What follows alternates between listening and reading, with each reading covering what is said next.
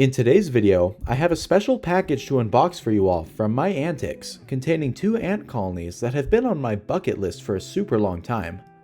I am very excited to showcase these colonies on the channel, one of which are known to be super aggressive, and I'm expecting them to be the most challenging ant species that I have ever kept, which will make for some great content in the future.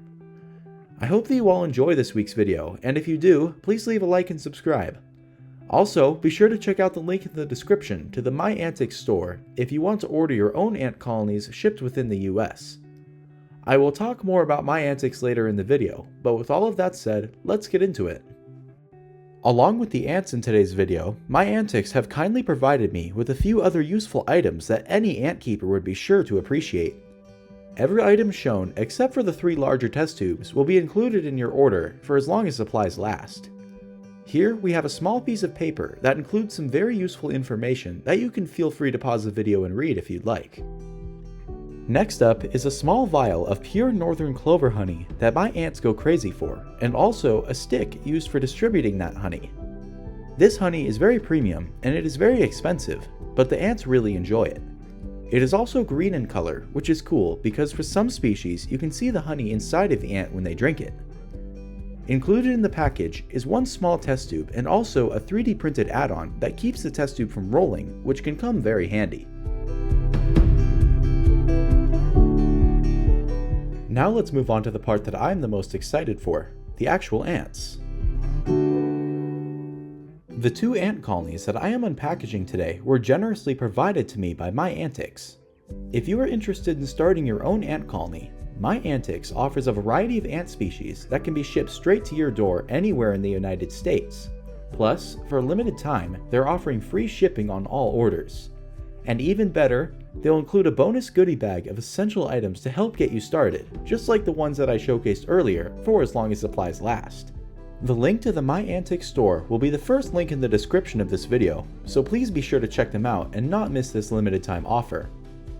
I want to thank My Antics for sponsoring today's video, and without further ado, let's get back into it and check out the colonies. For the first and probably the least interesting of the 2 colonies, we have a dual queen Lasius brevicornis colony. These ants are still in the founding stage, which means they have not had any workers yet, and it will likely be that way until next spring. This species of ant is highly polygynous, which means that the colony can have multiple queens, and multiple queens can found a colony together, as seen here. These 2 girls have a small clutch of larvae, and they will turn into workers next spring after the hibernation period. This species is known for their translucent yellow workers, and they are some of my favorite species of ant. I have only ever kept this species one time before, and the colony got to around 10 workers before they sadly passed away.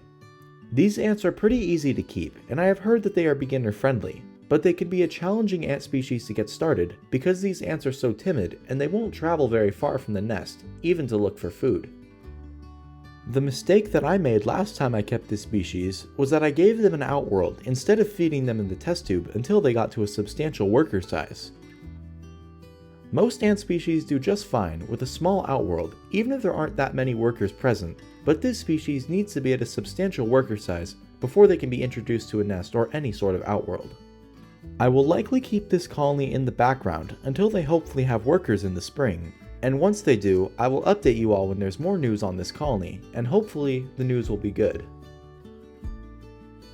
Now let's move on to the second and by far the most exciting colony of ants of the 2. This infamous species of ant is called Camponotus floridanus. They are known to be some of the fastest and also some of the most aggressive species of Camponotus, and they are definitely going to be the most aggressive ants that I have ever kept on the channel before. This colony currently has around 20 to 25 workers, and they have brood in every single stage of development. These ants do not need to hibernate in the winter, like most ants that I keep, and one of the reasons that I got this colony was for the purpose of filming content in the winter, when the majority of my colonies go into a hibernation phase until the spring. I am very impressed with the quality of the test tubes from both colonies that I bought from My Antics. There was no mold present in either of the test tubes, and both of the test tubes had a piece of paper towel covering the bottom of the test tube. This serves a dual purpose of giving the ants something to grip on during shipping, and it also helps the larvae spin their cocoons. These ants have a very quick development time from egg to worker, and this species of ant always has a large brood pile if they're doing well. I have heard that this species can be very challenging to keep because they are hard to manage, and I would not recommend them as a first colony for a new ant keeper, but there are definitely more challenging species out there than this one. This colony will very soon be in need of a nest, but until then, I'm going to give them a test tube portal from Ants Canada to serve as a small outworld until they have more workers.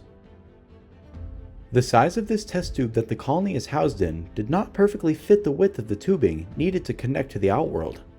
This always makes attaching a colony more difficult, but I did not realize how much of a challenge this would pose this time in particular with this species of ant. Once I made sure that the test tube would fit snugly against the tubing, it was time to start slowly removing the piece of cotton at the exit. In this case here, I had to remove this piece of paper towel to properly attach the test tube to the new outworld that I'm attempting to give this colony. But the moment that I disturbed the colony and they knew something was up, they gave me a rude awakening to just how aggressive this species actually is. The ants were absolutely swarming the entrance of the nest, and I spent around 7 minutes contemplating what to do at this point. The ants were not happy that I was trying to take away their precious piece of paper towel, and over half of the colony was aggressively biting the cotton, and they were in full attack mode. I knew very well that if I took out this piece of cotton, that I would have workers swarming my desk, but I had to do what needed to be done. I had made my decision, and I knew that I had to be very quick, but I had to make sure that I didn't hurt any of the ants in the process. I took a deep breath, knowing full well what was about to happen, but there was no going back now. It's time to pull the cotton. Immediately when I pulled out the cotton, the ants absolutely swarmed out of the test tube, but I had to be quick, and I had to attach the test tube as quickly as possible before even more ants escaped. I lightly secured the test tube in place so no more ants could escape, and I started collecting them. I quickly started gathering the ants, but they were so fast and I didn't know how many escaped and they were running everywhere. I quickly became overwhelmed and I had no choice but to put the camera down and put all of my effort into returning the ants to the colony safely. A few minutes later, the ants were all back home, but you can see just how angry the colony is. They are swarming the outworld like I have never seen before. I knew at this point that I was in for quite a ride, and I quickly became aware that I had to pay extra close attention to these ants while I was keeping them. Nonetheless, I am super excited, and I believe that these girls will make for some amazing content on the channel, and they will definitely be a staple going forward. All that needed to be done now was to slowly inch the test tube in place so that everything fit securely and that there was no chance of this colony escaping. After the whole process was complete, this just pissed off the colony even more than they already were. You can see them absolutely swarming the outworld, and they were ready to attack literally anything that moved. This colony doesn't even have majors yet, and I am so excited to see what they look like, but I can't imagine how aggressive this colony will be in the future. To at least try to calm this colony down and maybe get them to start to forgive me, I decided to try to give them a peace offering in the form of some honey from My Antics. I opened up the outworld once more and quickly put the stick with the honey on inside of it, and I placed a drop. There were already workers that were swarming the stick when I put it in, and then when I took the stick out, 2 workers went into full-on attack mode and swarmed at the stick, crawling right onto my hand.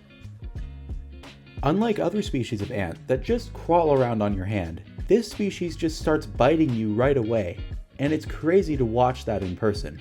I quickly gathered up the ants and I put the cap back on, just like nothing had happened. The ants were very hungry and they really enjoyed the offering of honey that I gave them, but something tells me I haven't made peace with them. I am thinking that once this colony grows slightly larger, that I will need to move them into a setup with a much larger outworld than I would normally give a colony of this size, so that they can be more manageable, but that's for a different video to come. I really hope that you all enjoyed this week's video, and I want to thank My Antics for sponsoring the video and sending me these colonies. The link to his store is in the description below, and I highly recommend them if you want to purchase a colony of your own.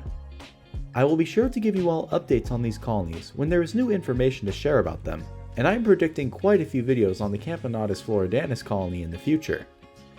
Thank you all for watching, and please leave a like on the video if you think I deserved it. And with that said, I will see you all in the next one. Peace.